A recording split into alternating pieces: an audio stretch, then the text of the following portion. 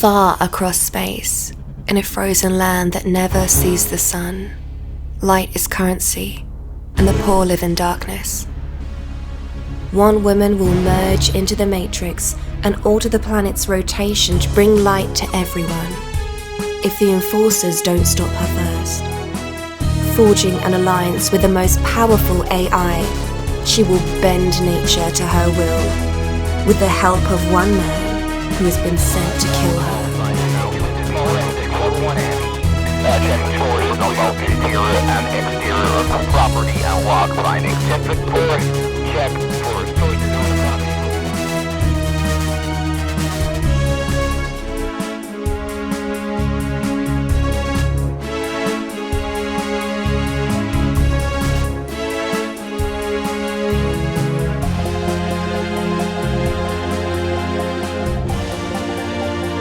Risking it all to finally see the sun.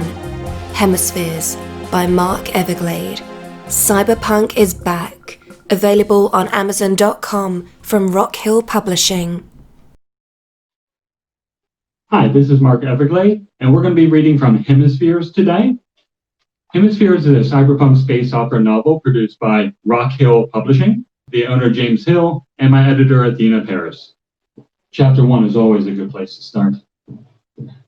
The obsidian sky is pulled taut, as if a bow ready to release. It's about to tear itself in half. Like a scribbled to-do list there was never time to complete, but severing ribbon shear just the sky's appearance, just in time.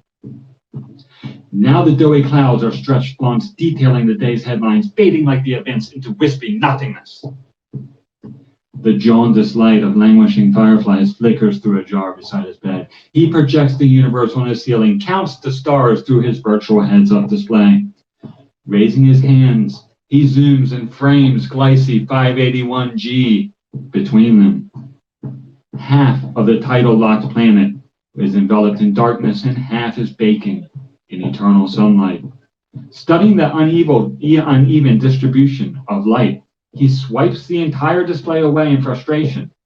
The cosmos cower in disorganized pixels.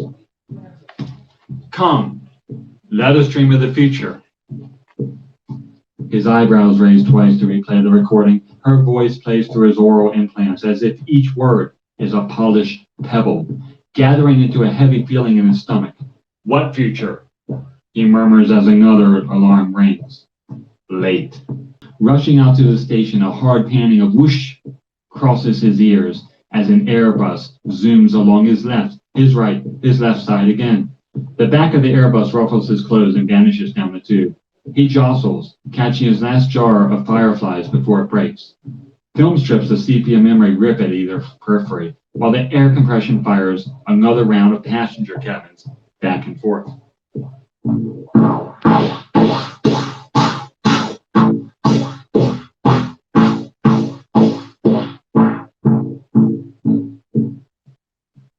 Cheap day burn knockoffs, he scoffs at his oral implant, slamming his hand against his ear, resounding like a tunnel tossed in rough seas.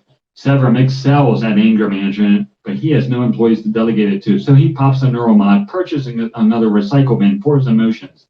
He brings up the implant manufacturer in his virtual heads-up display, proving it was made on Dayburn by wage slaves that war against the technology they pirate for trade. The augmentations make it easier for him to hunt the bioluminaries, thieves who steal light, the primary currency in the Vignot's densest districts. 3 biolunis gather in a distant alley, spot him, and vanish into crooked concrete cracks that pass as tenement doors. He wrinkles his gun barrel nose at the sight of their bioluminescent skin, veined with bile-covered rivulets like stillborn lightning. To alter your body to produce its own light with the Lumidermis mod is the last desperate attempt for these fallen Icaruses to have enough light to live by. It also makes them easy targets. Severum would net a nice little bonus for capturing the 3 of them stealing light, but he turns away. Receiving this letter is more important. An entire mission could be compromised if he's late, and the courier auctions off the info. Worse yet, he would be dishonorably discharged and broke. turns left, misses the Airbus, picks up speed, nears the drop-off point. A man with a wrinkled, drooping face grabs him as he turns the corner, digging yellow nails into his shoulder, leaning close enough that his beard scratches his face. His words fiddle on his lips. You gotta glitch with us. You gotta glitch with us. Come. This is how the divine communicates in glitches. All will hail the glitch goddess. The Avinci know. They know. Back off, Severn says. Back off. Glitches aren't ghosts. They're just organized noise. Severn replies, raising a hand and resisting the urge to break his arm, but remembering the forever glitched are unable to afford antivirus for their implants, unable to get jobs or even avoid accidents. They were desynchronized with the real world. Severn pulls away and cradles his last jar of fireflies, like a football. He runs past two boys playing tug-of-war with a firefly's wings as they rip in two, the tiny body dimming on the pavement. One child pushes the other and says, "Look what you did. Now I can't buy any mods." They pursue him, holding tiny spaceships in the air, and following the amber streaking of fireflies in this jar as he sprints to get the letter. When the planet was colonized, the fireflies were not only useful for light, they also occurred at just the right frequency to be the perfect currency. Being accessible enough that most people could have some, while still rare enough that you could use them for trade. Those in power accumulated stockpiles of them and resisted the manufacture of new light sources and competing currencies.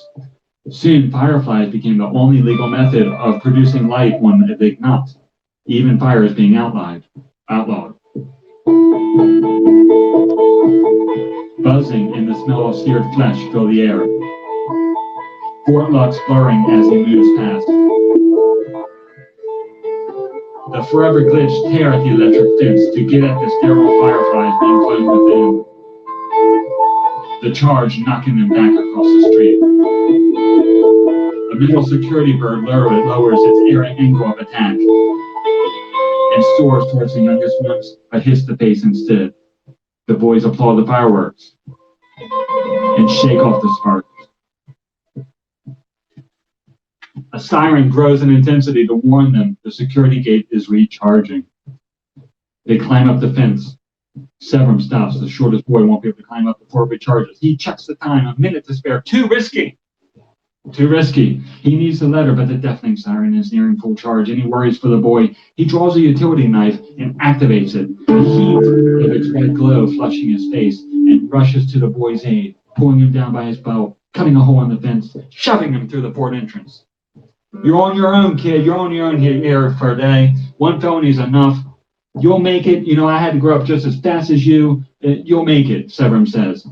Holding the spaceship, the little boy catches up with the rest of the forever glitch. Risking it all to finally see the sun. Hemispheres by Mark Everglade. Cyberpunk is back.